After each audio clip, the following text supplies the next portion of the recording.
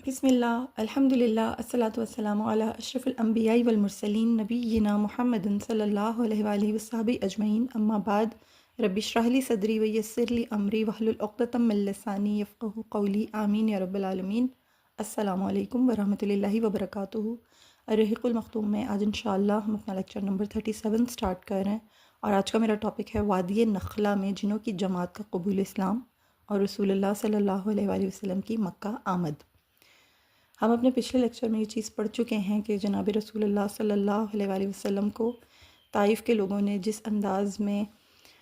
Treat کیا تھا، جو سلوک آپ صلی اللہ علیہ وآلہ وسلم کے ساتھ انہوں نے روا رکھا تھا اور آپ صلی اللہ علیہ وآلہ وسلم کو بے انتہا اذیت پہنچائی تھی،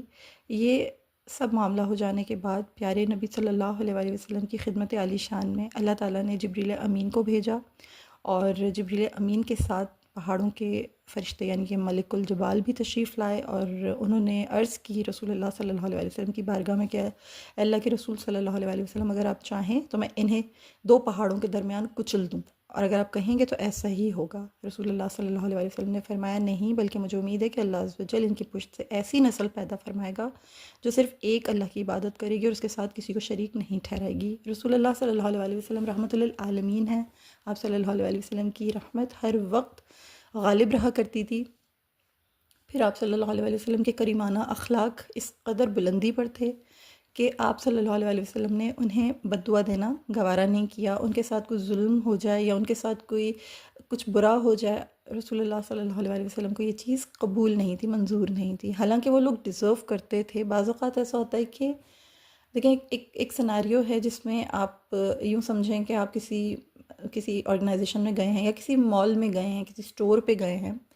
وہاں ان کی جو آپ کے ساتھ جو ڈیل کر رہے ہیں، آپ کو جو ان کے امپلائیز ہیں، وہ آپ کو اچھے طریقے سے ٹریٹ نہیں کرتے اور آپ کے ساتھ کچھ ایسا سلوک کرتے ہیں جس سے آپ کی طبیعت بوجھل ہو جاتی ہے، ان کے اخلاق سے آپ کو تکلیف پہنچتی ہے، وہ آپ کو بہت ذلت آمیز انداز میں آپ کو پرائز پہ یا کسی بھی بات پہ آپ کو آپ کو لو فیل کرواتے ہیں، تو آپ کا دل بوجھل ہو جاتا ہے۔ آپ یہ کمپلین لے کے ہائر مینجمنٹ کے پاس جاتے ہیں، پھر ہائر مینجمنٹ کو جا کے آپ یہ بتاتے ہیں کہ آپ کے نمائندے نے یا آپ کا جو ریپرزنٹیٹیو ہے، آپ کا جو امپلائی ہے، اس نے مجھے اس طرح سے ڈیل کیا، جس کو آپ نے سروس پہ لگایا ہوا ہے، وہ میرے ساتھ اچھے طریقے سے سلوک نہیں کیا۔ آپ یہ شکایت کرتے ہیں، آپ یہ گلہ کرتے ہیں۔ اب ہائر مینجمنٹ، ہائر اتھارٹی اگر اتنی اچھی اور اتنی وسیع القلبی کا مظاہرہ کرے، اتنی اچھی ہو اور اتنی یعنی اس کی طبیعت کے اندر کرٹیسزم کو برداشت کرنے کی، یا پھر یوں کہہ لیجئے کہ اس کے اندر اتنی آپ کے لیے رسپیکٹ ہو، تو وہ آپ کو فوراً کہے گی کہ یہ تو کوئی مسئلہ ہی نہیں ہے۔ وہ فوراً اپنے دونوں امپلائیز کو بلائے گی اور کہے گی کہ جی، جو دوسرے امپلائیز ہوں گے، جو اس کی مطلب یوں سمجھے ٹرسٹ وردی لوگ ہوں گے، انہیں بلائیں گے اور انہیں کہیں گے کہ جاؤ، جنہوں نے ان کے ساتھ برا سلوک کیا تھا نا، ذرا جا کے ان کی خبر لو، یہ تو کوئی مسئلہ ہی نہیں ہے۔ آپ بتائیے، آپ کو ہم سے کیا کمپلین ہے؟ ہم آپ کی ہر کمپلین کو کمپنسیٹ کرنا چاہ رہے ہیں، ہم آپ کی ہر شکایت کو دور کرنا چاہ رہے ہیں، آپ کے لیے چائے منگوائیں گے، کافی منگوائیں گے، آپ کے لیے کولڈ ڈرنکس منگوائیں گے، جو بھی آپ کو جس طریقے سے کمپنسیٹ کریں گے۔ اس وقت آپ کی قلبی کیفیت کیا ہو جائے گی؟ آپ بہت سکون میں آ جائیں گے، آپ اچھا محسوس کریں گے، آپ لائٹ ہو جائیں گے، آپ کے اندر ایک نئی انرجی ہوگی۔ پھر اس پر ایک اور اضافہ یہ ہوگا کہ وہ جو دو امپلائیز تھے، ان کے لیے اختیار دیا جائے گا آپ کو کہ میم آپ بتائیں اب ان کے ساتھ ہم کیا سلوک کریں۔ آپ کہیں تو ہم ان کو فائر کر دیں گے، آپ کہیں تو ہم ان کو رکھ لیتے ہیں، یعنی ہم ان کو یا تو آپ کہیں تو آج کھڑے کھڑے ہم ان کو اپنی کمپنی سے نکال دیتے ہیں، یا پھر اگر آپ کہیں تو ٹھیک ہے، دیٹس اوکے، اگر آپ لیٹ گو کرنا چاہیں، اٹس اپ ٹو یو، آپ کا معاملہ ہے، آپ جانیے۔ آپ کو پورا کا پورا آپ کو اختیار دے دیا جائے۔ اب آپ کے اوپر ہے کہ آپ اس کو کس انداز میں اس معاملے کو ہینڈل کریں گے، کیونکہ ہائر اتھارٹی نے آپ کے دل کو قرار دے دیا، ہائر اتھارٹی نے آپ کی بات سن بھی لی، آپ کی بات سمجھ بھی لی، اور آپ کی بات پر نہ صرف آپ کو حوصلہ دیا، آپ کا اکرام کیا، بلکہ آپ کو اتنا بلند کر دیا اور اتنا آپ کو یعنی احترام دے دیا کہ اب فیصلہ بھی آپ کے ہاتھ پہ ڈال دیا کہ آپ بتائیں ہم ان کو کس طرح سے ٹریٹ کریں۔ آپ ہمارے لیے زیادہ محترم ہیں، آپ ہمارے لیے زیادہ قابل احترام ہیں، ہم آپ کی بات کی زیادہ قدر کرتے ہیں۔ تو سبحان اللہ العظیم، رسول اللہ صلی اللہ علیہ وآلہ وسلم کے ساتھ بھی مور اور لیس، میں آپ کے سامنے صرف ایک سیناریو رکھ رہی ہوں، ہرگز آپ کو اور خود کو ان سے ریلیٹ نہیں کر رہی ہوں، ایک سیناریو سامنے رکھ رہی ہوں کہ اس وقت پھر دل کی کیفیت کیسی ہوتی ہے کہ قرار آ جاتا ہے، دل ٹھہر جاتا ہے، دل میں خوشی ہوتی ہے، ایک نئی امنگ، ایک نئی تازگی، ایک فریش انرجی کے ساتھ انسان اس مال سے یا اس آرگنائزیشن سے یا پھر اس اسٹور سے، جہاں پر بھی جس بھی چیز کو آپ اپنے دماغ میں رکھیں، سیناریو کو، وہاں سے آپ نکلتے ہیں باہر۔ تو پیارے نبی صلی اللہ علیہ وسلم کو جب اللہ تعالیٰ کی طرف سے اتنی شان اور اتنی بزرگی اور اتنا جلال دکھا دیا گیا کہ اے میرے حبیب ہم آپ کے پیچھے ہیں، فل آپ کی سپورٹ کر رہے ہیں. تو پھر رسول اللہ صلی اللہ علیہ وسلم میں ایک نئی تازگی آئی، ایک نئی انرجی آئی. پھر اس پر یہ ہوا کہ جو عداس نے بھی، سبحان اللہ العظیم، جو رضی اللہ تعالیٰ عنہ نے، عداس رضی اللہ تعالیٰ عنہ نے جو اسلام قبول کر لیا، اس نے بھی رسول اللہ صلی اللہ علیہ وسلم کو ایک نئی تازگی عطا فرمائی، ایک نئی خوشی محسوس ہوئی آپ صلی اللہ علیہ وسلم کو، اور دل ٹھہر گیا، دل سنبھل گیا آپ صلی اللہ علیہ وسلم کا. اور ہم نے پچھلے لیکچر میں پڑھا تھا کہ عداس کو پھر عتبہ اور ربیہ نے یہ بھی کہا کہ تمہارا دین زیادہ اچھا ہے، زیادہ بہتر ہے، تم اس دین پر نہیں رہو. یہ عداس رضی اللہ تعالیٰ عنہ اتنے محترم اور اتنے، یعنی یوں کہہ لیجیے کہ اللہ کی نگاہ میں ایک مقام و مرتبے والے صحابی ثابت ہوئے کہ آج کے دن تک، آپ کی اسکرین پہ آ رہی ہے، آج کے دن تک طائف میں مسجد عداس موجود ہے. یہ نینوا کے رہنے والے تھے، ایک غلام تھے، عیسائی غلام تھے عتبہ اور ربیہ کے، اتنے کٹر مشرک اور کافرین کے. لیکن اللہ نے جن کو نعمت ہدایت دینی ہو، جسے ہدایت سے سرفراز کرنا ہو، اللہ تعالیٰ خود ہی اس کے دل کی حالت کو بدل دیتا ہے. تو انہیں ایسا ایمان اللہ نے اس واقعے میں عطا فرمایا جس نے پیارے نبی صلی اللہ علیہ وآلہ وسلم کو بھی ایک نئی حشاش بشاش فیلنگ عطا فرمائی، ایک نئی تازگی، ایک نئی ان کے اندر انرجی آ گئی. اور عداس رضی اللہ تعالیٰ عنہ بھی صاحب ایمان ہو گئے. ان کے نام سے مسجد عداس آج بھی طائف میں موجود ہے، آپ کی اسکرین پہ آ رہی ہے، آپ اس کو دیکھ سکتے ہیں. سبحان اللہ العظیم. اور یہ مسجد جو ہے یہاں پر آج بھی یعنی مستقل طور پر ایک چٹائی بچھی ہوئی ہے جو اس چیز کی علامت ہے کہ یہاں پیارے نبی صلی اللہ علیہ وآلہ وسلم تشریف فرما ہوئے تھے. مسجد کے صحن میں وہ چٹائی جو ہے وہ پڑی ہوئی ہے، اور عین اس مقام، یعنی اس مقام پر عین وہ جگہ ہے جہاں پر یہ واقعہ ہوا تھا. تو وہاں پہ مسجد عداس تعمیر کر دی گئی. زیارت جو لوگ جاتے ہیں، طائف جاتے ہیں، وہ اس مسجد کی بھی زیارت کرتے ہیں، یعنی جا کر اس کو دیکھتے ہیں اور ان کے دل میں پورا یہ واقعہ آتا ہے. تو حضرت عداس کی بہت حرمت ان کی طبیعتوں میں آتی ہے. پھر حضرت عداس کا ایک واقعہ جنگ بدر سے متعلق واقدی نے رقم کیا ہے. وہ کہتے ہیں کہ حکیم بن حزام کہتے ہیں کہ عداس یعنی کسی ایک اونچی سی ایک مدینہ کے راستے میں نا ایک جگہ ہے، وہ آج بھی اس جگہ کو یہی کہا جاتا ہے، سنیت البیضاء. وہ اس راستے پہ بیٹھے ہوئے تھے، تو لوگ جو تھے ان کے پاس سے گزر رہے تھے. جب اس نے دیکھا کہ عتبہ اور شیبہ بھی ان کے یعنی وہاں سے اس راستے سے گزر رہے ہیں جنگ بدر کے لیے، جو یہ مارکہ ہونا تھا جنگ بدر کے لیے جا رہے تھے. تو عداس نے اپنے جب ان سرداروں کو دیکھا، کیونکہ ان کے غلام تھے، ان کے غلام رہ چکے تھے پہلے، تو ایک دل کے اندر ایک رحم آیا، ایک خوف آیا، ایک خدشہ آیا. تو عتبہ اور شیبہ کو دیکھ کے ان دونوں کے انہوں نے پاؤں پکڑ لیے اور منت سماجت کرنے لگے، کہنے لگے کہ اللہ کی قسم وہ اللہ کے سچے رسول ہیں اور تم اپنی قتل گاہ کی طرف جا رہے ہو، مت جاؤ اس طرف. بہت ان کو منع کیا، پاؤں پکڑے منت سماجت کی، لیکن وہ دونوں ظاہر اپنے ارادے سے باز نہ آئے، اور ان کی قدر میں یہی لکھا ہوا تھا. عداس کے پاس سے عاص بن شیبہ گزرا، اس سے روتے ہوئے دیکھا تو پوچھا تجھے کس چیز نے رلایا؟ وہ کہنے لگا مجھے میرے اور اس وادی کے سرداروں نے رلایا. یعنی میرے جو سردار ہیں، یہ جو عتبہ اور شیبہ ہیں، اور یہ جو اس پوری وادی کے جو سردار ہیں نا، انہوں نے رلایا. وہ اللہ کے رسول صلی اللہ علیہ وسلم سے لڑنے کے لیے نکلے ہیں. آس بولا کیا وہ اللہ کے رسول ہیں؟ عداس کے جسم پر کپ کپی طاری ہو گئی، ان کے رونگٹے کھڑے ہو گئے، وہ روتے ہوئے کہنے لگے اللہ کی قسم وہ تمام لوگوں کے لیے رسول ہیں. سبحان اللہ العظیم. تو اللہ تعالیٰ دیکھیے آج 1450 سال بعد بھی ہم انہیں یاد کر رہے ہیں، ہم ان کا ذکر خیر کر رہے ہیں. آج بھی ان کے نام سے مسجد موجود ہے، ان کی ایک یادگار کے طور پر. ان کی میموریز کو اللہ تعالیٰ نے کسی کے ذہنوں سے فیڈ نہیں ہونے دیا. تفاسیر کی کتب میں، احادیث کی کتب میں ان کا نام ہے، ان کا مقام ہے.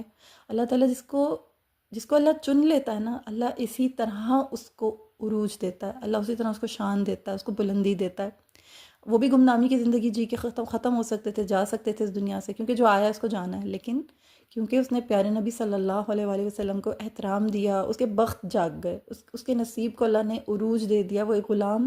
کہاں اللہ کا صحابی رسول اللہ کے صحابی بن گیا، اور کہاں ان کو آج ہم اتنے احترام سے اور اتنی محبت سے یاد کر رہے ہیں. سبحان اللہ العظیم. تو لاسٹ لیکچر کے اس ٹاپک کو یہاں پر اینڈ اپ کرتے ہوئے آج انشاءاللہ تعالی ہم آگے بڑھتے ہیں. اور اس کے بعد یہ ہوا تھا کہ نبی صلی اللہ علیہ وآلہ وسلم جو تھے وہ ایک نئی تازگی کے ساتھ آگے بڑھے. ان کو واپس مکہ کی طرف پلٹنے کا انہوں نے ارادہ فرمایا، لیکن ابھی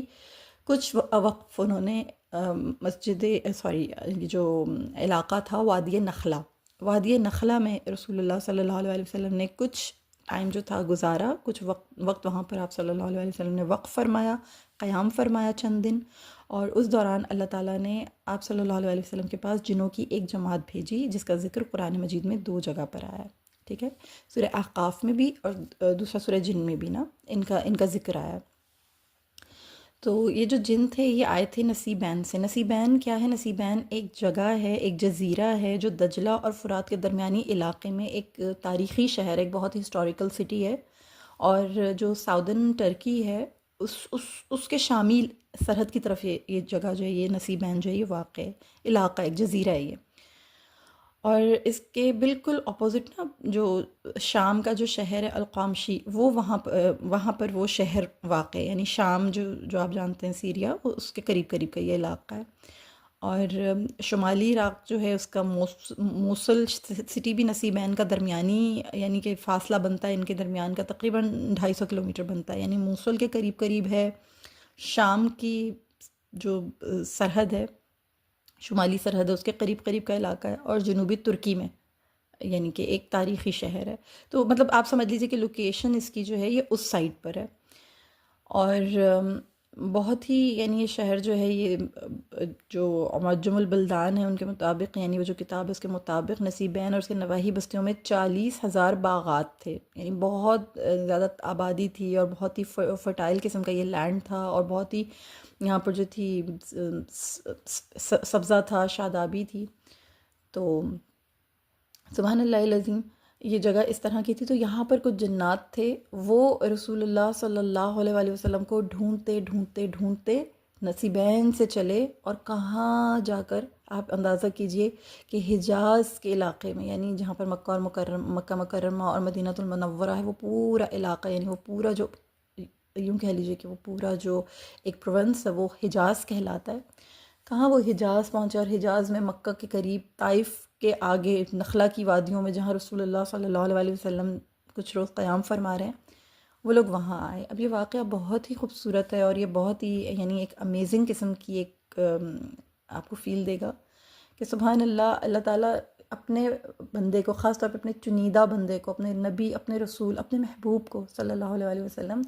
دکھی نہیں رہنے دیا، اور اللہ نے یہ احساس دلایا کہ اگر میری ایک جماعت آپ کی بات کو قبول نہیں کر رہی تو کوئی بات نہیں، پوری جماعت سے مجھے کوئی مطلب نہیں ہے، کسی ایک نے بھی اگر اسلام قبول کر لیا، آپ کی دعوت پہ لبیک کہہ دیا، میں اسے اوج کمال پہ پہنچا دوں گا، میں اسے شرف قبول عطا کروں گا، میں ساری زندگی اس کا نام، یعنی اس کی حیات میں بھی، اس کی حیات کے بعد بھی ختم نہیں ہونے دوں گا، میں اس کا ذکر خیر جاری رکھوں گا، جس نے مجھے یاد کیا میں اس کو یاد کروں گا، جیسے اللہ تعالیٰ نے خود بھی فرمایا ہے تو مجھے یاد کرو میں تمہیں یاد کروں گا۔ تو جس نے اللہ کو یاد رکھا ہے نا، اللہ نے اس کو بھلایا نہیں ہے، اللہ نے اسے بھی یاد رکھا۔ اسی طرح اللہ نے جب دیکھ لیا کہ انسانوں کی کوئی جماعت رسول اللہ صلی اللہ علیہ وسلم کے قلب اطہر کو تسلی نہیں دے رہی، تشفی نہیں دے رہی ہے، ان کو سکون نہیں مل رہا، ان کو خوشی نہیں مل رہی، ان کو راحت نہیں مل رہی، اور وہ یہ راحت اور تکلیف کی کمی محسوس کر رہے ہیں، اور اپنے وسائل کی کمی کا دکھ کر رہے ہیں، شکوہ کر رہے ہیں اللہ رب العالمین کی بارگاہ میں، اللہ نے پھر ملائکہ کی کتنی بلند ہستیوں کو بھیجا، یعنی کہ سید الملائکہ تشریف لائے رسول اللہ کی خدمت میں صلی اللہ علیہ وسلم، اور ملک الجبال یعنی پہاڑوں کے فرشتے تشریف لائے۔ آپ ایک پہاڑ کو دیکھ لیں آپ کو ہیبت آتی ہے،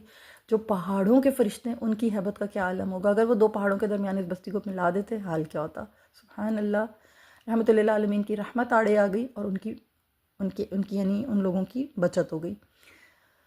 اللہ نے دوسری بڑی جماعت جنات بھیجے، یعنی انسانوں نے اگر نہیں قبول کیا تو کوئی فرق نہیں پڑتا، اللہ کے لشکروں میں کمی نہیں ہے، اللہ کے پاس بہت لشکر ہیں، اللہ کے پاس بہت مخلوق ہے، اگر ایک نہیں قبول کرے گی تو دوسری جماعت حاضر ہے، دوسری نہیں کرے گی اللہ اس کے اوپر تیسری جماعت کو لے آئیں گے،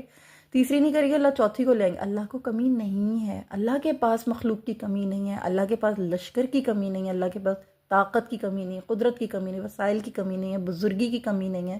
علم کی کمی نہیں ہے، حلم کی کمی نہیں ہے، اللہ اونچی شان والا ہے، اللہ رب ذوالجلال والاکرام ہے، اللہ تعالیٰ کل کائنات کا مالک ہے، خالق ہے، پالنے والا ہے، کارساز ہے۔ تو اللہ رب العالمین کی اپنی شان ہے، جنات کی اللہ پاک نے بھجوائی رسول اللہ صلی اللہ علیہ وسلم کو جماعت، جو رسول اللہ صلی اللہ علیہ وسلم کو محسوس بھی نہیں ہو سکا کہ یہ جماعت آئی ہے۔ اور پیارے آقا کریم صلی اللہ علیہ وسلم جب حالت نماز میں تھے تو یہ جن جو تھے یہ یعنی کہ سن رہے تھے، آپ صلی اللہ علیہ وسلم کی تلاوت سن رہے تھے، آپ صلی اللہ علیہ وسلم جو قرآن یعنی تلاوت فرما رہے تھے، تو یہ آ کے انہوں نے سنا، اور آپ صلی اللہ علیہ وسلم اس وقت سورہ جن کی تلاوت کر رہے تھے۔ بعض روایات میں آتا ہے کہ آپ سورہ احقاف کی تلاوت فرما رہے تھے۔ تو آپ کی اسکرین پہ آ رہی ہے یہ سورہ، اور اس کی یہ آیات، یعنی کہ آیت نمبر 29 سے لے کر 31 تک۔ اور یاد کیجئے، جب ہم نے جنوں کی ایک جماعت آپ کی طرف پھیر دی، جبکہ وہ قرآن سے سنتے تھے، جبکہ وہ قرآن غور سے سنتے تھے، پھر جب وہ اس کی تلاوت سننے کو حاضر ہوئے تو ایک دوسرے سے کہا خاموش رہو۔ چنانچہ جب تلاوت ختم ہو گئی تو وہ اپنی قوم کی طرف ڈرانے والے بن کر لوٹے۔ انہوں نے کہا، اے ہماری قوم، بے شک ہم نے ایک کتاب سنی ہے جو موسیٰ علیہ السلام کے بعد نازل کی گئی ہے، وہ ان کتابوں کی تصدیق کرتی ہے جو اس سے پہلے کی ہیں، وہ حق کی طرف اور صراط مستقیم کی طرف رہنمائی کرتی ہے۔ اے ہماری قوم، تم اللہ کے داعی کی بات قبول کر لو اور اس پر ایمان لے آؤ، وہ تمہارے لیے تمہارے گناہ بخش دے گا اور تمہیں نہایت دردناک عذاب سے بچا لے گا۔ سبحان اللہ العظیم، اللہ اکبر کبیرہ۔ میرا رب اتنی ہی اونچی شان دکھاتا ہے اپنی۔ لوگوں نے ان کا انکار کیا، انہیں اللہ کا نبی، اللہ کا رسول کیا، انہیں مکہ کا ایک معزز شخص بھی ماننے سے انکار کر دیا کہ ایک معزز شخص ہیں، امن لینے آئے، پناہ لینے آئے، لوگوں نے وہ تک نہیں دی ان کو۔ اتنا ان کو دھتکارا، اتنا ان کو حقیر سمجھا، لیکن اللہ نے اپنی ایک عظیم مخلوق جنات میں سے ایک گروہ کو بھجوایا۔ ان کے آنے کی رسول اللہ صلی اللہ علیہ وسلم کو وحی کے ذریعے اطلاع دی گئی۔ وہ اللہ کے نبی صلی اللہ علیہ وسلم سے قرآن سن رہے ہیں، اپنے لوگوں کو کہہ رہے ہیں چپ ہو کے خاموشی سے ادب کے ساتھ قرآن سیکھو، قرآن سنو، قرآن کا ادب کرو۔ ہم اپنا جائزہ لیں کہ جب قرآن چل رہا ہو، ہمارے پاس تلاوت کہیں ہم چل رہے ہوں، سن رہے ہوں، اپنی گاڑی میں، اپنے گھر میں، کسی شاپ پہ جائیں، یعنی اسلامک آپ نے شاپنگ کرنی ہے جہاں سے آپ نے اپنے لیے کچھ حجابس خریدنے ہیں، آپ نے اپنے لیے یعنی آپ نے اپنے لیے قرآن خریدنا ہے، کچھ اپنی اسلامک بکس خریدنی ہے، کچھ بھی خریدنا ہے وٹ ایور، وہاں پہ بھی اکثر آپ دیکھتے ہیں کہ وہاں پہ بھی تلاوت چل رہی ہوتی ہے۔ کتنا ادب کے ساتھ سنتے ہیں آپ، کتنے ادب کے ساتھ آپ کے گھر میں جب آپ کوئی اور آپ کے سامنے اگر تلاوت قرآن پاک کر رہا ہو، آپ اس کو کتنے ادب سے سنتے ہیں، کتنی خاموشی سے سنتے ہیں۔ جائزہ لیں اپنا، کتنے ادب کے ساتھ انہوں نے ایک دوسرے کو کہا کہ خاموش ہو کے قرآن سنو۔ قرآن کا یہ حکم ہے اور قرآن کا یہ حق ہے کہ جب قرآن کی تلاوت کی جا رہی ہو اسے بغور سننا ہے، کیونکہ سمعنا و اطعنا، ہم سنتے ہیں اور اطاعت کرتے ہیں۔ تو سننا جو ہے نا، یہ بولنے سے زیادہ امپیکٹ رکھتا ہے، یعنی جب آپ سن رہے ہوتے ہیں تو وہ آپ کو زیادہ زور سے اسٹرائک کرتا ہے کمپیریٹیولی جب آپ بول رہے ہوتے ہیں۔ جب آپ بول رہے ہوتے ہیں تو آپ کا فوکس سننے پہ کم ہوتا ہے، لیکن جو صرف خاموش ہو کے سنتا ہے نا، اس کے دل پہ اثر کرتی ہے یہ چیز، اور زیادہ جلدی اثر کرتی ہے۔ سبحان اللہ۔ تو انہوں نے خاموش ہو کے سنا، اور اتنا انہوں نے اس چیز کو دل سے سنا، اتنا قبول کیا کہ ایک مرتبہ سنا اور جا کر اپنی پوری قوم کے لیے داعی اللہ بن گئے۔ وہی جا کر انہوں نے اپنے لوگوں میں تبلیغ کی، ان کو دعوت دی، اپنے لوگوں کو بھی اسلام پر لائے، مسلمان کیا، اللہ کا خوف دلایا، اللہ کے نبی صلی اللہ علیہ وسلم کا وہاں پہ تعارف کروایا، ان کی معرفت دی۔ اور سبحان اللہ، اللہ نے دیکھیے اس جماعت کا بھی نام آج تک ہم ذکر خیر کے طور پہ یاد کر رہے ہیں، نہ جانے ان کی جماعت میں سے کتنے ہی ہوں گے جو اب تک موجود ہوں گے، کہاں کہاں ہوں گے، واللہ عالم، اللہ بہترین جانتا ہے۔ تو سبحان اللہ، اللہ اپنی طرف دوڑ کر آنے والوں کو اللہ تعالیٰ بہت عزت اور پیار سے، اکرام سے اللہ تعالیٰ اپنے سینے سے لگاتے ہیں۔ اللہ تعالیٰ کسی کو دھتکارتے نہیں، اللہ کی سنت نہیں ہے کسی کو دھتکارنا۔ جو اللہ کی طرف چل کے جاتا ہے، اللہ اس کی طرف دوڑ کر آتے ہیں، پھر اللہ تعالیٰ اس کو سینے سے لگا لیں تو اس کو کوئی کبھی بھی زیر نہیں کر سکتا۔ تو یہ میرے پیارے نبی صلی اللہ علیہ وسلم کی حیات طیبہ میں یہ نہایت خوبصورت واقعہ ہے، نہایت حسین واقعہ ہے، اور اس واقعے کو یعنی سن کر، پڑھ کر طبیعت بہت زیادہ خوش ہو جاتی ہے کہ اللہ تیری شان ہے، سبحان اللہ۔ اچھا، یہاں ایک بات بہت امپورٹنٹ آپ کو بتانی ہے کہ مفسرین کا زیادہ تر اتفاق اس بات پر ہے کہ جنوں کا یہ وفد نصیبین سے آیا تھا، اور اس موقع پر سورہ جن نازل نہیں ہوئی تھی، بلکہ سورہ احقاف کی یہ جو آپ کے سامنے جو آیت بتائی ہے نا، اس کا نزول ہوا تھا۔ تاہم اس سے پہلے نبوت کا جو ابتدائی دور تھا نا، اس کا بھی واقعہ ہے کہ نبی کریم صلی اللہ علیہ وسلم مکہ مکرمہ سے عکاظ تشریف لے جا رہے تھے۔ راستے میں آپ نے چند صحابہ کرام رضوان اللہ علیہم اجمعین کے ساتھ صبح کی نماز ادا کی تھی۔ اس دوران جنوں کی ایک جماعت وہاں سے گزری جو مشرکین اور منکرین رسالت تھے۔ انہوں نے نبی کریم صلی اللہ علیہ وسلم کی زبان سے قرآن کی تلاوت بہت بغور سنی تھی اور آپ پر ایمان لے آئے تھے۔ اس موقع پر سورہ جن نازل ہوئی تھی، ٹھیک ہے؟ بعض مفسرین کا یہ کہنا ہے، زیادہ تر کا اتفاق اس بات پر ہے، لیکن سید ابو العالی مودودی وہ کیا فرماتے ہیں؟ وہ یہ کہتے ہیں کہ سورہ احقاف کی جو تفسیر انہوں نے جب لکھی ہے نا، تو انہوں نے کہا ہے کہ اس صورت میں یہ جو واقعہ ہے نا جنوں کی حاضری کا، یہ پہلا واقعہ ہے، یعنی سورہ احقاف والا جو واقعہ یہ پہلا واقعہ ہے۔ اس کے بعد جنوں کے پے در پہ وفود نبی اکرم صلی اللہ علیہ وآلہ وسلم کے پاس حاضر ہونے لگے، اور یہ جو روایت ہے اس کے مطابق ہجرت سے پہلے مکہ میں کم از کم 6 وفد آئے تھے جو جنات کے تھے، اور ایک رات ہجون کے مقام پر آپ صلی اللہ علیہ وآلہ وسلم نے جنوں کے ایک مقدمے کا فیصلہ بھی فرمایا تھا۔ یعنی سبحان اللہ العظیم، رسول اللہ صلی اللہ علیہ وآلہ وسلم اتنی اونچی شان والے ہیں کہ آپ صلی اللہ علیہ وسلم ظاہر ہے رحمت للعالمین ہیں، رسول کائنات ہیں، پوری کائنات کے رسول بنا کر اللہ نے آپ کو مبعوث فرمایا ہے۔ آپ صرف انسانوں کے لیے نہیں آئے ہیں، آپ صرف حیوانوں کے لیے نہیں ہیں، آپ صرف شجر و حجر کے لیے نہیں ہیں، آپ جنات کے لیے بھی ہیں، اور ان جیسی اور کئی مخلوقات کے لیے بھی ہیں، چاہے وہ آبی ہیں، چاہے وہ خاکی ہیں، چاہے وہ سمائی ہیں، چاہے وہ ارضی ہیں، یعنی وہ زمینوں کے اندر ہیں یا وہ آسمانوں کے اوپر ہیں، چاہے وہ نظر آ رہی ہیں چاہے وہ نظر نہیں آ رہی ہیں۔ آپ صلی اللہ علیہ وآلہ وسلم پوری کائنات کے رسول اور نبی ہیں، پوری کائنات آپ کی رسالت کو تابع ہو کے مانے گی تو ایمان والی ہے، یعنی اللہ ایک ہے اور رسول اللہ صلی اللہ علیہ وآلہ وسلم اس کے بندے اور رسول ہیں۔ یہ ہے ایمان کا بنیادی جز، ایمان کا بنیادی نقطہ۔ اور اس پورے واقعے میں ایک نقطہ جو ہمیں سمجھنے کے لیے ملا وہ یہ ہے کہ اللہ کے اوپر جن کا کامل یقین ہوتا ہے نا، اللہ ان کا ساتھ نہیں چھوڑتے، اللہ تعالیٰ ان کو کبھی تنہا نہیں کرتے، اللہ تعالیٰ انہیں کبھی رسوا نہیں ہونے دیتے، اللہ تعالیٰ کبھی ان کو کسی چیز سے محروم نہیں ہونے دیتے۔ اور بعض اوقات ہمارا ٹارگٹ کوئی ایک چیز ہوتی ہے جسے ہم نے اچیو کرنا ہوتا ہے، ضروری نہیں ہے جو ہم نے ٹارگٹ کیا ہے ہم اس کو اچیو کریں تو ہی اللہ کی مدد اور نصرت کو اپنے لیے یقینی سمجھیں کہ اللہ نے ہماری مدد اس لیے کی تھی کیونکہ ہم نے اس کو ٹارگٹ کیا ہوا تھا، اور اللہ نے ہماری حمایت بھی کی، نصرت بھی عطا فرمائی ہے۔ بعض اوقات جس کو ہم ٹارگٹ کرتے ہیں اللہ کا ٹارگٹ وہ شخص نہیں ہوتا، اللہ کا ٹارگٹ وہ چیز نہیں ہوتی ہے۔ اللہ کا جو ایک اپنا زاویہ ہے نا دیکھنے کا، کیونکہ وہ رب ہے، وہ جس نگاہ سے دیکھ رہا ہوتا ہے ہماری نظر وہاں تک نہیں پہنچ رہی ہوتی، تو وہ جس نگاہ سے دیکھ رہا ہوتا ہے ہو سکتا ہے کہ وہ چیز اس وقت اس موقع پر بہتر نہ ہو، اللہ تعالیٰ اس کو ڈائیورٹ کرنے کے لیے دوسری جانب سے ہمارے لیے راستہ کھولتے ہیں۔ ایک دروازہ بند کر کے اللہ تعالیٰ 10 دروازے خیر کے اور کھول دیتے ہیں۔ تو ہمارا ٹارگٹ اگر کبھی ہم نہیں بھی اچیو کریں تو ہمیں دل برداشتہ نہیں ہونا چاہیے، ہمیں یہ سوچنا چاہیے کہ یقیناً اس میں اللہ کی کوئی حکمت تھی، اس میں اللہ کی کوئی خیر پوشیدہ تھی، کوئی راز تھا، کوئی نہ کوئی میرے حق میں بہتری تھی، لہٰذا وہ راستہ وہ ٹارگٹ میں اچیو نہیں کر سکا، میرا وہ مقصد پورا نہیں ہوا۔ اٹ ڈزنٹ مین کہ اللہ کی مدد نہیں ہے میرے ساتھ، اللہ کی مدد یقیناً ہے، کسی اور طرف سے کسی اور راستے سے اللہ میرے لیے خیر کے معاملے فرمائے گا، میرے لیے کہیں اور سے راہیں ہموار ہوں گی۔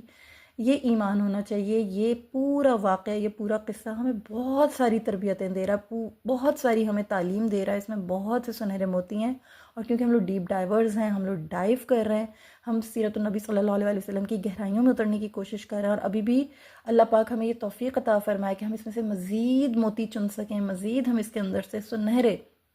کورل اور پرلز نکال سکیں۔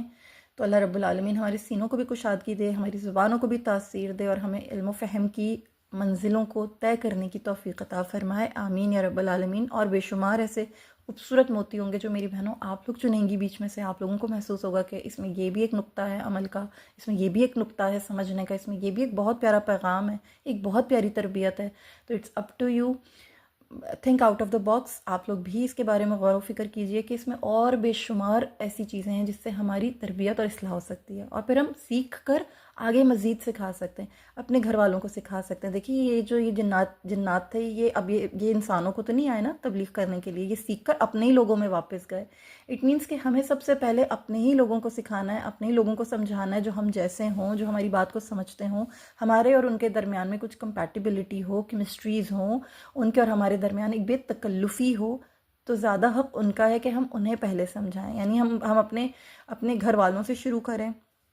پھر ہم اپنے رشتہ داروں سے شروع کریں، پھر ہم اپنے دوست احباب سے شروع کریں، پھر ہم اپنے نیبرز اور اپنے جتنے ملنے جلنے والے ہیں ان کی طرف جائیں، ان کی طرف مخاطب ہوں، پھر ہم اپنی کمیونٹی کی طرف جائیں، پھر ہم اپنی پوری سوسائٹی کی طرف آئیں، جیسے بتدریج حکم ہے کہ درجہ بدرجہ درجہ بدرجہ اس طرح سے ہمیں آگے بڑھنا ہے۔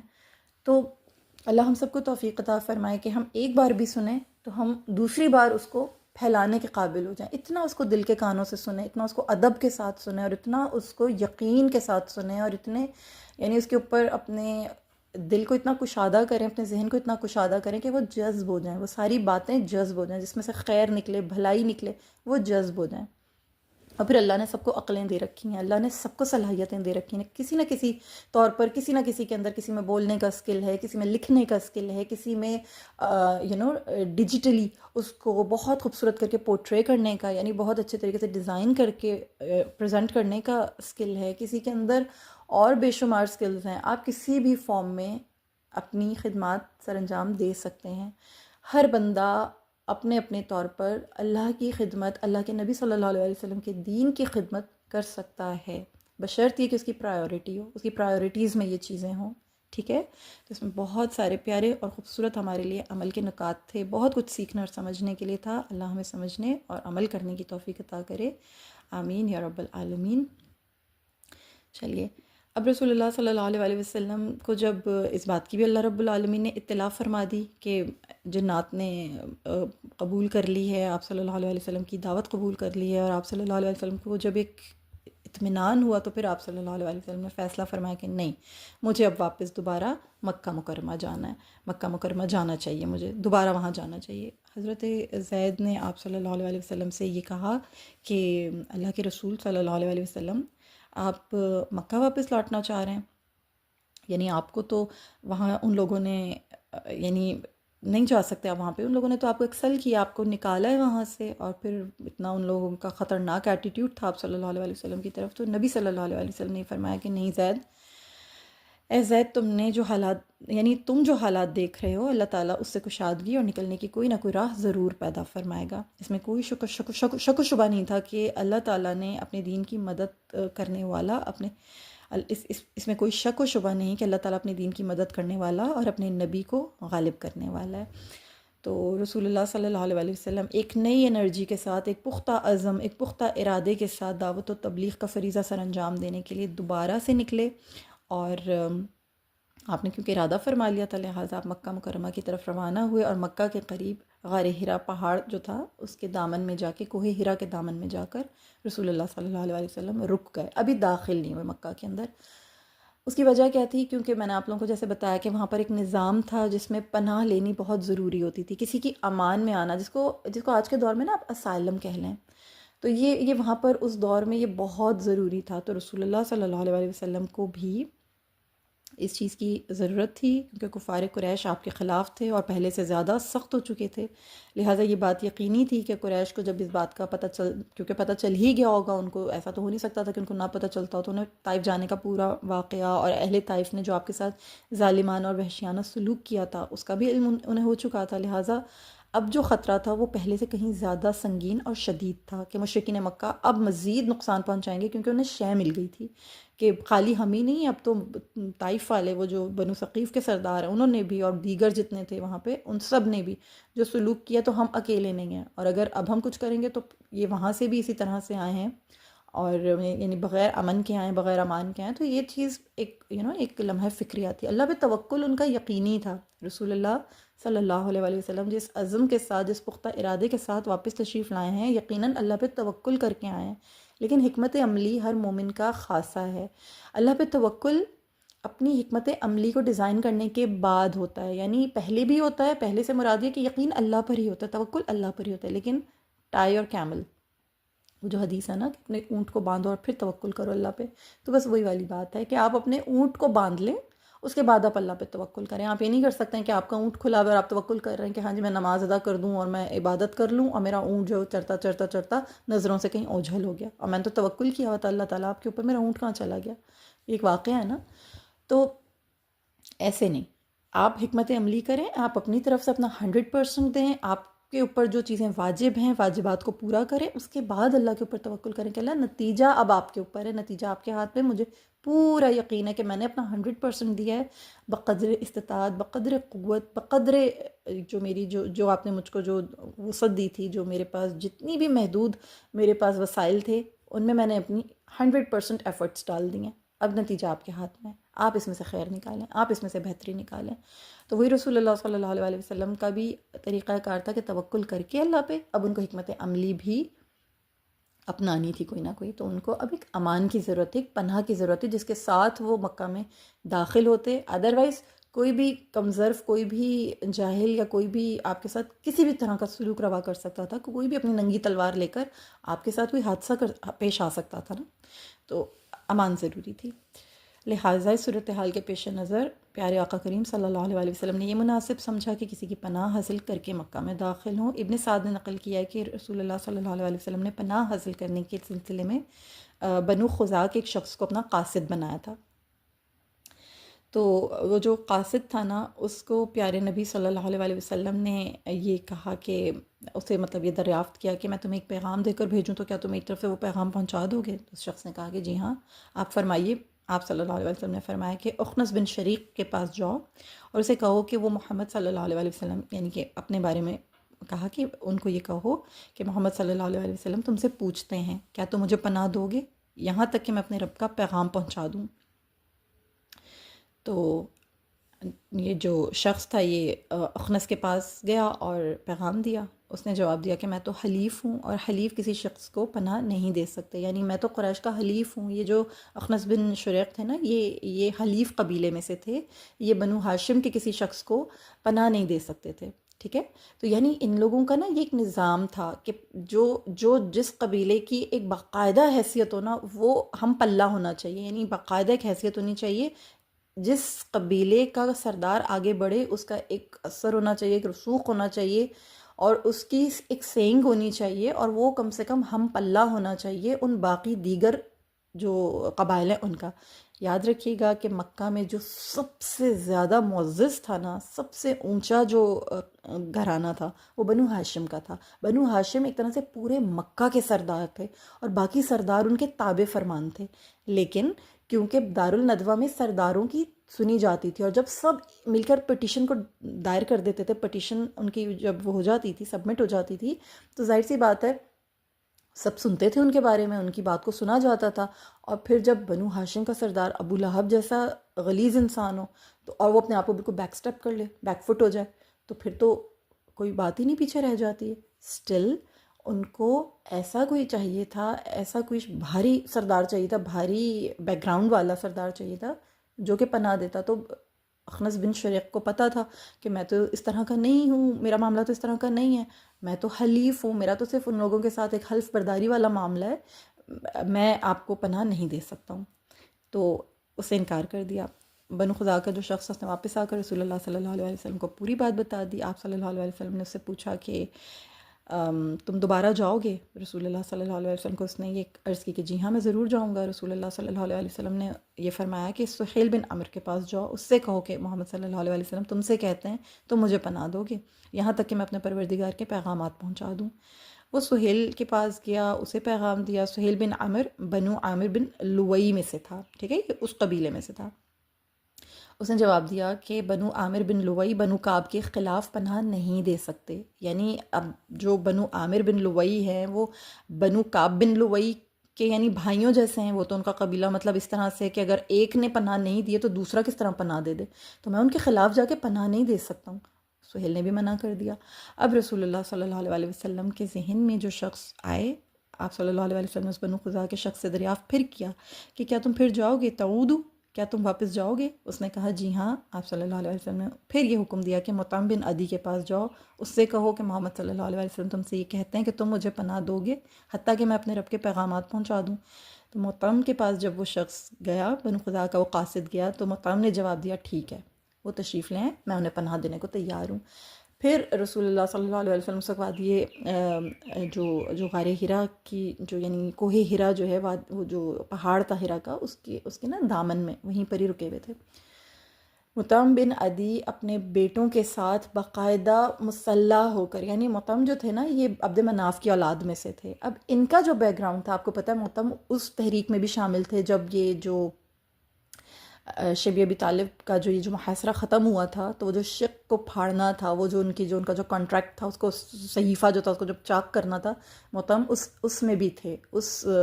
یعنی اس تحریک میں بھی شامل تھے۔ تو مطعم بن عدی جو تھے نا یہ بنو عبد مناف میں سے تھے، اور ان کے پاس ایک مرتبہ تھا، ایک رتبہ تھا، یہ سردار بھی تھے۔ تو جب ان کے پاس پیغام گیا تو اللہ نے ان کے دل کے اندر یہ ایک رسول اللہ صلی اللہ علیہ وسلم کے لیے ہمدردی بھی ڈال دی، قرابت کا ایک جوش بھی آیا ان کو، کچھ اللہ کی طرف سے مدد تھی، اللہ کی طرف سے ہدایت تھی، اللہ کی طرف سے ان کا یہ حصہ تھا جو ڈلنا تھا بیچ میں، تو مطمئن کو یہ ہدایت نصیب ہوئی، انہوں نے کہا ٹھیک ہے میں پناہ دوں گا، انہوں نے پناہ دے دی۔ رسول اللہ صلی اللہ علیہ وسلم جو ہیں وہ ان کی پناہ میں، یعنی مطمئن نے اپنے بیٹوں کو پورا مسلح کیا، خود مسلح ہوئے اور رسول اللہ صلی اللہ علیہ وسلم کو پناہ دی، اور رسول اللہ صلی اللہ علیہ وسلم بیت اللہ تشریف لائے۔ سب سے پہلے آپ بیت اللہ تشریف لائے، ان کے بیٹے جو تھے وہ پوری گردنوں میں تلواریں لٹکا کے، اور خود بھی یہ ایک اونٹ کے اوپر موجود تھے، اور اونٹ کے اوپر چڑھ کے اپنی سواری کے اوپر کھڑے کے، نہیں اتنا بلند کر کے خود کو انہوں نے اپنی اونٹ کے اوپر بیٹھ کے انہوں نے وہاں پر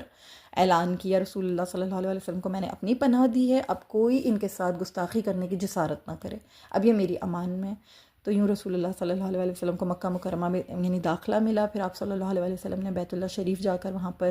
2 رکعت نفل ادا کی، نماز ادا کی، طواف کیا، حجر اسود کو بوسہ دیا، مسجد الحرام میں تشریف لے گئے تھے آپ، اور پھر وہاں سے آپ صلی اللہ علیہ وسلم نے یہ تمام اپنی جو ہے عبادت کرنے کے بعد پھر آپ اپنے گھر تشریف لائے۔ اس دوران مطعم بن عدی اور اس کے بیٹوں نے رسول اللہ صلی اللہ علیہ وسلم کو چاروں طرف سے حفاظتی گھیرے میں گھیر رکھا تھا۔ تو سبحان اللہ العظیم، یہ ایک ایسی اس کی مطعم بن عدی کی یہ ایسی چند خصوصیات ہیں اور ایسی ان کی یہ خوبیاں ہیں کہ رسول اللہ صلی اللہ علیہ وسلم نے ان کو ہمیشہ یاد رکھا، اور آپ صلی اللہ علیہ وسلم نے ہمیشہ ان کو سراہا۔ جب یہ مطعم جو تھے یہ اپنے بیٹوں کے ساتھ اور یعنی گردنوں میں تلواریں لٹکائے رسول اللہ صلی اللہ علیہ وسلم کے ساتھ مطلب یہ نکلے تھے نا، مسجد الحرام میں داخل ہوئے تھے اور وہ سب، تو وہاں پر نا اس موقع پر جب آپ صلی اللہ علیہ وسلم طواف کر رہے تھے اور یہ اپنی تلواریں وغیرہ لٹکائے خوب چاقو چوبند بیٹھے تھے، تو ابو جہل آیا تھا ان کے پاس نا، مطعم بن عدی کے پاس، اور کہا تھا کہ کیا تم نے محمد صلی اللہ علیہ وسلم کو صرف پناہ دی یا تم بھی ان کے پیروکار ہو گئے، یعنی تم بھی ان کے دین پر آ گئے؟ تو مطعم نے جواب دیا کہ نہیں، میں نے صرف پناہ دی ہے۔ پھر ابو جہل کو تھوڑا سا اطمینان ہو کہ شکر تم نے ہم سے بے وفائی نہیں کی، یعنی تم نے بے وفائی نہیں کی ہے ہم سے، بس ٹھیک ہے پناہ دی ہے نا، بس اتنا کافی ہے، صحیح ہے۔ لیکن ان کی جو پناہ تھی نا، ان کا جو اسائلم تھا، اس کو ریجیکٹ کوئی نہیں کر سکتا تھا، کیونکہ وہ بھی بنو عبد مناف میں سے تھے، اور یہ بھی رسول اللہ صلی اللہ علیہ وسلم بھی بنو عبد مناف میں سے تھے، اور ان کا ایک پورا جاہ و جلال بھی تھا۔ مطعم بن عدی ایک اچھے اس سے تھے، کیونکہ میں نے آپ کو بتایا تھا نا کہ حضرت ابو طالب ان کے ماموں لگتے تھے، تو مطعم بن عدی جو تھے ان کا ایک مقام تھا، نہیں سوری، حضرت ابو طالب ان کے ماموں نہیں لگتے تھے، مطعم بن عدی بنو عبد مناف کی ہی اولاد تھے، یہ میں نے آپ لوگوں کو بتایا تھا۔ الحمدللہ یہاں تک رسول اللہ صلی اللہ علیہ وسلم کا یہ معاملہ پہنچا، آپ صلی اللہ علیہ وسلم واپس تشریف لائے اور گھر میں آ کے آپ نے اطمینان لیا، اور یہ جو واقعہ ہوا تھا نا، یہ ذی قعدہ کا واقعہ ہے، مطلب رسول اللہ صلی اللہ علیہ وسلم 10 ذی قعدہ میں گھر تشریف لائے تھے۔ مطعم بن عدی کا یہ جو حسن سلوک تھا نا، رسول اللہ صلی اللہ علیہ وسلم نے اس کی قدر شناسی ہمیشہ فرمائی۔ رسول اللہ صلی اللہ علیہ وسلم ہجرت کر کے مدینہ تشریف لے جانے کے کچھ ہی عرصے کے بعد، یعنی جب آپ صلی اللہ علیہ وسلم ہجرت فرما گئے تو مطعم بن عدی کا انتقال ہو گیا تھا۔ مطعم نے رسول اللہ صلی اللہ علیہ وسلم کو طائف سے واپسی پر پناہ دینے کے علاوہ بائیکاٹ کی جو ظالمانہ دستاویز کو چاک کیا تھا، اس میں بھی ان کا اہم کردار تھا۔ تو یہ ساری چیزیں جیسے میں نے آپ کو پہلے بھی بتائی ہیں، رسول اللہ صلی اللہ علیہ وسلم بہت ہی زیادہ یعنی کہ غیور بھی تھے اور قدر شناس بھی تھے، قدردان بھی تھے، تو پیارے آقا کریم صلی اللہ علیہ وسلم ہمیشہ ان کے ان احسانات کو یاد رکھتے تھے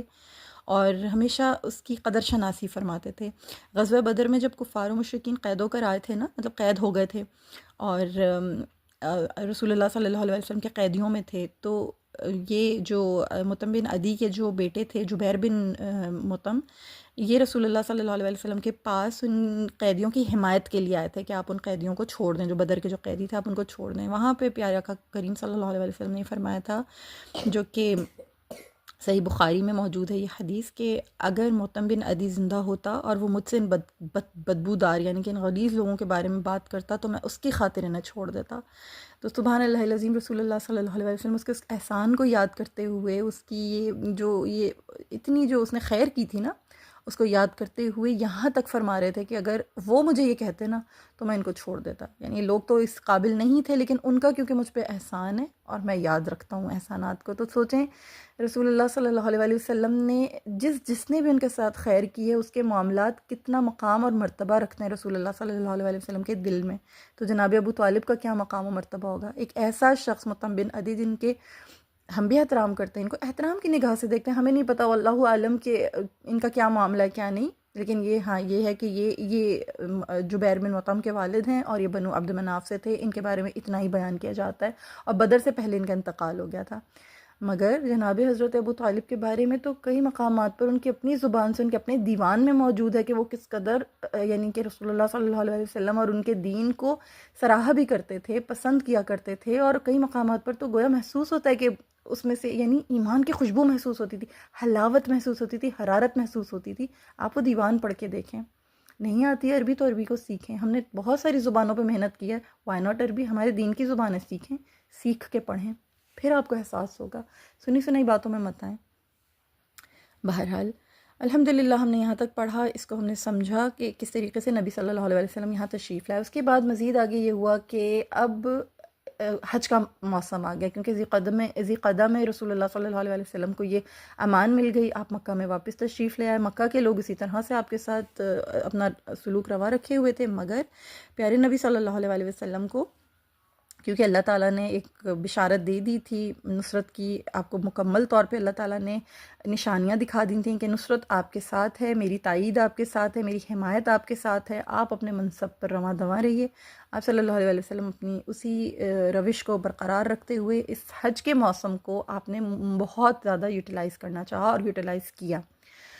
اور اسلام جو تھا نا، وہ اب جو لوگ باہر سے آئے تھے، کوئی پیدل آ رہے تھے لشکر، کوئی اپنی سواریوں پر آ رہے تھے، کوئی کسی طرح مکہ سے باہر جتنا بھی یعنی جتنے بھی وفد آتے تھے حج وغیرہ کرنے کے لیے، عمرہ کرنے کے لیے، یہ بڑا بیسٹ موسم ہوتا تھا جس میں آپ صلی اللہ علیہ وسلم دعوت و تبلیغ کیا کرتے تھے. تو اب وہی موسم آ چکا تھا، اور پیارے نبی صلی اللہ علیہ وسلم نے اپنی کمر کو اور کس لیا کہ اب میں ان لوگوں کے سامنے دین کو پیش کروں گا. تو اب یوں سمجھیں کہ نا اب وہ وقت قریب ہے کہ جب یہ جو حجت ہے نا مکہ کی، یہ اپنے اتمام کو پہنچنے والی ہے. اب ان کی حجت تمام ہونے والی ہے. اب اللہ تعالیٰ اسلام کو اور اس دین کو نا اب مکہ سے باہر اس کی اڑانیں ہوں گی. اب یہ باہر نکلے گا، اب یہ اپنی اڑان باہر بھرے گا. یعنی اب سمجھیں کہ دعوت و تبلیغ کا میں نے جیسے آپ کو بتایا تھا کہ پہلے اپنے اقربا کو، یہ جو میں نے آپ کو تدریج بتائی تھی دعوت و تبلیغ کی، اس میں پہلا مرحلہ یہ تھا کہ اپنے قربا کو، اپنے عزیز و اقارب کو آپ نے بلانا ہے اور دین کی دعوت دینی. وہ پرائیویٹ جو آپ صلی اللہ علیہ وسلم کی تبلیغ تھی، جسے خفیہ دعوت کہا جاتا ہے، لیکن وہ پرائیویٹ دعوت تھی. اسے خفیہ نہیں کہنا چاہیے، سیکرٹ نہیں تھا، وہ تو اوپن سیکرٹ تھا، لیکن پرائیویٹ تھا. اس کے بعد مکہ والوں کو ٹھیک ہے کھلی تبلیغ کرنی تھی، وہ مکہ والوں کے لیے تھی. تیسرا مرحلہ یہ ہے کہ جب مکہ سے باہر اب آپ کو تبلیغ فرمانی رسول اللہ صلی اللہ علیہ وسلم کو، تو اب ہم اس مرحلے میں داخل ہوئے. اب جب مکہ سے باہر اسلام اپنی اڑانیں بھرے گا، تو اور یہ وہ قریب کا وقت ہے جب اب مکہ والوں کی حجت تمام ہوگی، کیونکہ اللہ تعالیٰ نے ان لوگوں کی یہ نالائکیاں جو ہیں نا، یہ بہت سالوں سے اللہ تعالیٰ آبزرو فرما رہے ہیں. انہیں بہت موقع عطا کی ہیں، انہیں ایک نہیں، دو نہیں، تین، انہیں بہت سارے موقع عطا فرمائے تھے. اب ان کی حجت تمام ہونے کا وقت ہے. تو ہوا یہ کہ اب حج کا موسم آ گیا. پیارے نبی صلی اللہ علیہ وسلم نے اپنی جو ان کی آپ صلی اللہ علیہ وسلم کی جو اسلام کی دعوت دینے کی جو تبلیغ تھی، تبلیغ کو اس موقع کو بہتر سمجھا، اور اپنی اس روش کو برقرار رکھتے ہوئے آپ صلی اللہ علیہ وسلم نے جو عظیم شخصیات تھیں ان کے سامنے، جو قبائل تھے ان کے سامنے دین کو پیش کرنا شروع کیا. تو میں انشاءاللہ تعالیٰ اگلے ٹاپک میں مزید قبائل کے بارے میں آپ سے بات کروں گی، کیونکہ یہ ٹاپک جو ہے تھوڑا سا لیندی ہے، تھوڑا سا زیادہ ہے. اس میں کئی ایسے واقعات ہیں جو آپ لوگوں کے سامنے رکھنا بہت ضروری ہے. فی الوقت میں آپ کے سامنے دو ایسی عظیم ہستیوں کا اور بڑی ہی خوبصورت ہستیوں کا ذکر کروں گی کہ جنہوں نے اسلام کو نہ صرف قبول کیا بلکہ ان کو بہت ہی زیادہ اللہ پاک نے شرف بھی عطا فرمایا. ان کو اللہ نے بڑا نام عطا فرمایا، اللہ نے ان کو بڑا شرف قبول دیا، کیونکہ انہوں نے جس محبت کے ساتھ پیارے نبی صلی اللہ علیہ وسلم کو قبول کیا، دین کو قبول کیا، وہ واقعی قابل تحسین ہے، قابل داد ہے. ان میں ایک نام آتا ہے جناب حضرت طفیل بن عمر دوسی رضی اللہ تعالیٰ عنہ کا. یہ ایک شریف، بہت ہی یعنی صاحب کردار انسان تھے، شاعر تھے، مالدار بھی تھے، مہمان نواز بھی تھے، سوجھ بوجھ رکھنے والے آدمی تھے. یہ مکہ مکرمہ تشریف لائے تو قریش کے کچھ لوگ ان کے پاس گئے اور ان سے کہا کہ اے طفیل، تم ہمارے شہر میں تشریف لائے ہو، یہ شخص محمد صلی اللہ علیہ وسلم جو ہمارے درمیان موجود ہیں، انہوں نے ہمیں بڑی پریشانی میں ڈال رکھا ہے، ہماری جماعت کو منتشر کر دیا ہے، ہمارا شرازہ بکھیر دیا ہے. ان کی بات جادو جیسا اثر رکھتی ہے. وہ باپ بیٹے، بھائی بہن، میاں بیوی کے ماں بہن پھوٹ ڈال دیتے ہیں. جو مصیبت ہم پر آ پڑی ہے اس سلسلے میں ہم تمہاری قوم اور تمہیں تمہارے بارے میں یعنی بہت فکر مند ہیں، مبادا وہ مصیبت تم پر بھی آ پڑے اور تم لوگ اس کا شکار ہو جاؤ، لہٰذا خبردار رہنا، ان سے بالکل بات نہیں کرنا اور ان کی کوئی بات نہیں سننا۔ یعنی آتے ہی وہ جیسے ہی مکہ میں داخل ہوئے، انہوں نے اپنا یہ جو ان کا رونا دھونا تھا، انہوں نے ان کے کانوں میں ڈال دیا۔ اب یہ جو طفیل تھے نا، طفیل بن عامر رضی اللہ تعالیٰ عنہ، یہ فرماتے ہیں کہ اللہ کی قسم وہ لوگ مجھے برابر یہی سمجھاتے رہے، حتیٰ کہ میں نے عزم کر لیا کہ میں آپ صلی اللہ علیہ وسلم کی کوئی بات نہیں سنوں گا، نہ میں آپ سے بات کروں گا۔ یہاں تک کہ جب میں صبح کے وقت مسجد الحرام گیا تو میں نے اپنے کانوں میں روئی ٹھونس لی تاکہ ان کی کوئی بات میرے کانوں تک نہ پہنچ سکے۔ میں مسجد الحرام میں داخل ہوا، دیکھا کہ نبی صلی اللہ علیہ وسلم کعبہ کے پاس کھڑے نماز پڑھ رہے تھے۔ میں آپ کے قریب جا کر کھڑا ہو گیا۔ اللہ تعالیٰ نے مجھے آپ صلی اللہ علیہ وسلم کی بعض باتیں سنائیں، مجھے وہ سننے کا یعنی مجھے اللہ نے موقع دیا، اللہ نے سنانے کا فیصلہ کر رکھا تھا تو ظاہر نے موقع ملا۔ میں نے بہت اچھا کلام سنا اور اپنے جی میں کہا کہ ہائے میری ماں مجھے گم پائے، یعنی ایک وہاں ان کا یہ محاورہ ہوا کرتا تھا کہ تیری ماں تجھ پر روئے، اور یا پھر میری ماں مجھے گم پائے، یعنی ایسی کوئی سچویشن ہو جائے جس پہ میری ماں غمزدہ ہو جائے، تو یہ مطلب ان کا ایک محاورہ تھا۔ تو انہوں نے کہا کہ ہائے میری ماں مجھے گم پائے، اللہ کی قسم بلا شبہ میں ایک شاعر ہوں اور صاحب شعور آدمی ہوں، مجھ پر اچھا برا کچھ چھپا نہیں رہ سکتا۔ میں بھلا اس شخص محمد صلی اللہ علیہ وسلم کی بات سننے میں مجھے کیا حرج ہے؟ میں ان کی بات سن لیتا ہوں، اگر اچھی ہوئی تو میں اسے قبول کر لوں گا، بری ہوئی تو میں تو چھوڑ دوں گا۔ میں وہیں ٹھہرا رہا یہاں تک کہ رسول اللہ صلی اللہ علیہ وسلم اپنے گھر کی طرف تشریف لے جانے لگے، تو میں بھی ان کے پیچھے پیچھے چل پڑا۔ جب آپ صلی اللہ علیہ وسلم اپنے گھر میں داخل ہوئے تو میں بھی داخل ہو گیا۔ میں نے عرض کی کہ اے محمد صلی اللہ علیہ وسلم، آپ کی قوم نے مجھ سے اس طرح کی باتیں کی ہیں۔ پھر جو کچھ انہوں نے کہا تھا میں نے وہ سب کچھ انہیں بتا دیا، اور عرض کی کہ اللہ کی قسم وہ لوگ مجھے مسلسل آپ کے دین سے ڈراتے رہے، حتیٰ کہ میں نے اپنے کانوں میں کوئی روئی ٹھونس لی تاکہ میں آپ کی بات نہ سن سکوں، لیکن اللہ تعالیٰ نے مجھے آپ کی بات سنانے کا فیصلہ کر رکھا تھا، لہٰذا میں نے آپ کی صدا سنی ہے، وہ بہت اچھی بات ہے۔ اب آپ اپنا دین مجھ پہ پیش فرمائیں۔ تو رسول اللہ صلی اللہ علیہ وسلم نے یہ کہا کہ ٹھیک ہے، یعنی پہلے تم مجھ پر پیش کرو کہ تم کیا چیز، یعنی آپ کیا سنتے ہیں، آپ کیا پڑھتے ہیں۔ تو انہوں نے جو ہے اپنے بارے میں بتایا کہ میں شعر کہتا ہوں، یہ سب کچھ، یعنی انہوں نے حضرت طفیل نے انہیں شعر سنائے رسول اللہ صلی اللہ علیہ وسلم کو۔ اس کے بعد رسول اللہ صلی اللہ علیہ وسلم نے فرمایا کہ اب میں کہوں گا اور آپ سنو۔ پھر رسول اللہ صلی اللہ علیہ وسلم نے تعوذ اور بسم اللہ پڑھ کر سورہ اخلاص، سورہ فلق اور سورہ ناس کی تلاوت فرمائی۔ تو طفیل رضی اللہ تعالیٰ عنہ فرماتے ہیں کہ اللہ کی قسم میں نے اس سے زیادہ اچھا کلام کبھی نہیں سنا، نہ کبھی اس سے زیادہ عدل و انصاف والے دین سے میں آگاہ ہوا، اس لیے میں نے فوراً اسلام قبول کر لیا اور حق کی شہادت دے دی۔ سبحان اللہ العظیم۔ اس طرح سے ان کے دل کے اندر اللہ نے ایمان کی روشنی، ایمان کی شمع کو منور فرما دیا۔ اب سیدنا طفیل جو تھے، ظاہر ہے وہ مکہ کے رہنے والے نہیں تھے، انہیں اپنی قوم کی طرف واپس بھی جانا تھا، تو وہ فرماتے ہیں کہ میں نے عرض کی کہ اللہ کے نبی صلی اللہ علیہ وسلم میری قوم میں میری بات مانی جاتی ہے، میں ان کی طرف واپس جا رہا ہوں، میں انہیں اسلام کی دعوت دوں گا۔ اللہ تعالیٰ سے دعا فرما دیں کہ وہ میرے لیے کوئی ایسی نشانی مہیا کر دے جو اس حقیقت کو وہ فوراً قبول کر لیں، یعنی اس حقیقت کو قبول کروانے میں نا وہ نشانی میری مددگار ثابت ہو جائے، میں انہیں یہ اپنی جو دعوت پیش کروں تو وہ نشانی دیکھ کر ان کے لیے کافی ان کو امپریس کر دے اور وہ متاثر ہو جائیں۔ تو آپ اللہ سے دعا کر دیجئے۔ اللہ رب العالمین کی بارگاہ میں رسول اللہ صلی اللہ علیہ وسلم نے یہ دعا فرمائی کہ اللہ ان کے لیے کوئی نشانی پیدا فرما دے۔ سبحان اللہ العظیم۔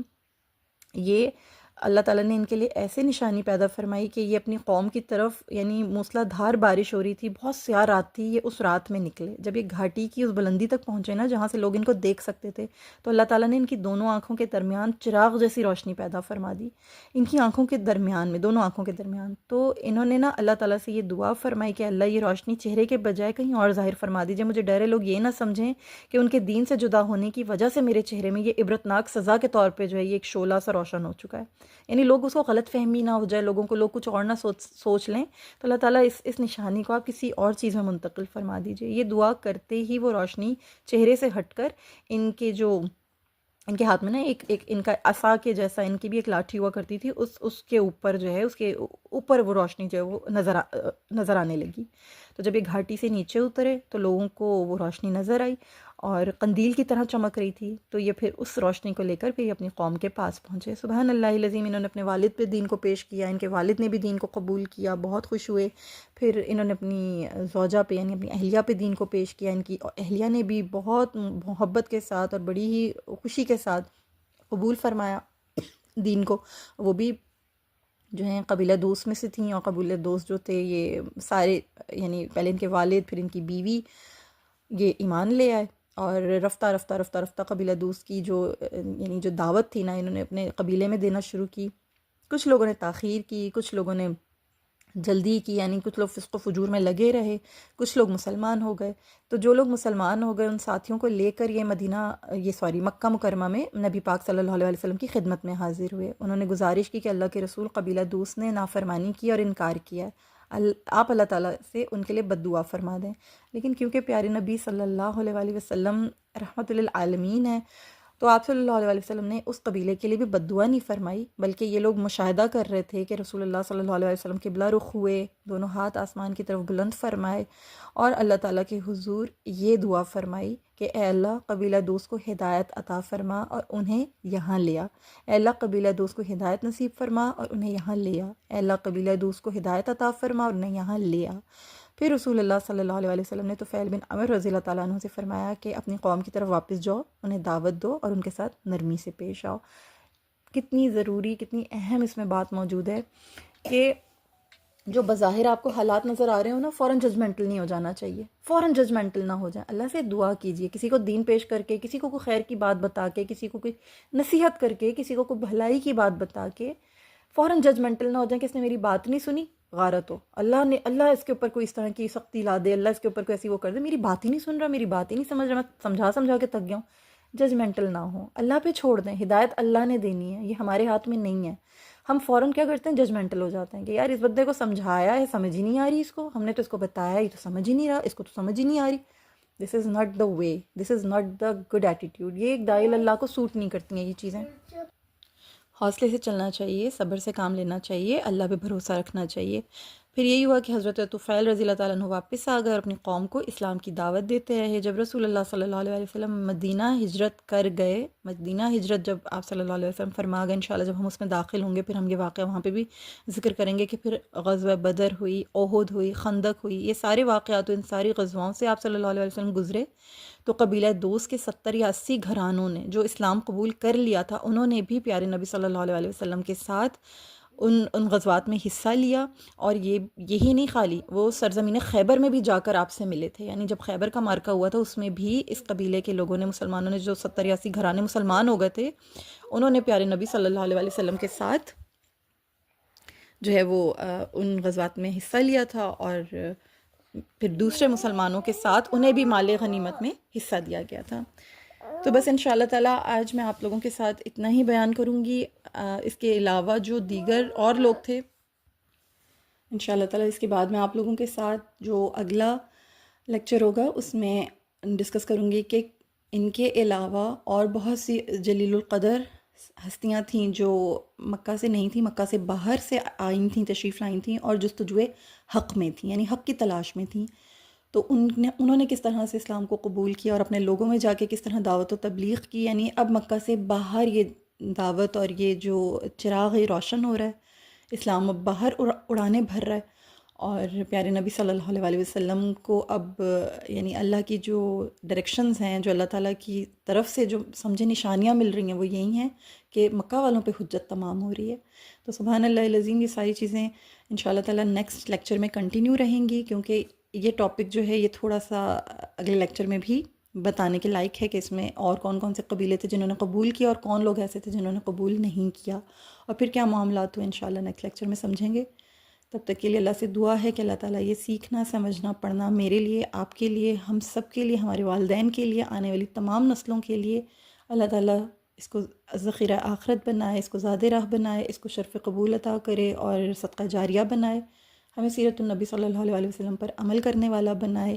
اور کوئی شارٹ کمنگ ہو گئی ہو اللہ تعالیٰ سے درگزر فرمائے، اللہ تعالیٰ اس سے معاف فرمائے، اور اللہ تعالیٰ ہمیں اس پہ ہمیشہ ثابت قدم رہنے کی توفیق عطا فرمائے، ہمیں برکت عطا فرمائے، ہمیں اسے تکمیل تک پہنچانے کی، سیرت النبی صلی اللہ علیہ وسلم کے اس کورس کو بہت احسن طریقے سے تکمیل تک پہنچانے کی توفیق عطا فرمائے، آمین یا رب العالمین۔ اپنی زندگیوں میں اس کو ہم عملی طور پر بھی داخل کر سکیں۔ بہت شکریہ، اجازت دیجیے، السلام علیکم ورحمۃ اللہ وبرکاتہ۔